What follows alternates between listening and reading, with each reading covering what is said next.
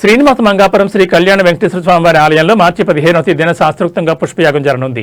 ఇందుకోసం మార్చి 14వ తేదీ సాయంత్రం 6 గంటల నుంచి 8 గంటల వరకు సేనాధిపతి ఉత్సవం అంకురార్పణను నిర్వహిస్తారు.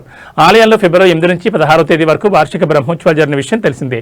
బ్రహ్మోత్సవాలు అర్చక పరిచారకుల వల్ల, అధికార అనధికారుల వల్ల, భక్తుల వల్ల తెలియక ఏమైనా లోపాలు జరిగి ఉంటే వాటికి ప్రాయశ్చిత్తంగా పుష్పయాగం నిర్వహిస్తారు.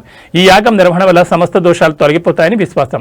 ఇందులో భాగంగా మార్చి 15 ఉదయం 10 గంటల నుంచి 11 గంటల వరకు శ్రీదేవి భూదేవి సమేత కళ్యాణ వెంకటేశ్వర స్వామివారి ఉత్సవాలకు స్వపన తిరుమలను నిర్వహిస్తారు.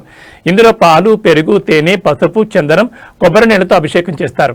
మధ్యాహ్నం 2 గంటల నుంచి 4 గంటల వరకు పుష్పయాగం జరగనుంది.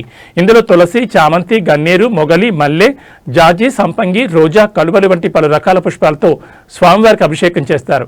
అనంతరం సాయంత్రం 5:30 నుంచి 6:30 గంటల వరకు తిరుచుపై స్వామి అమ్మవార్లు ఆలయం 4 మాడ వీధుల్లో విహరించి భక్తులను అనుగ్రహించనున్నారు.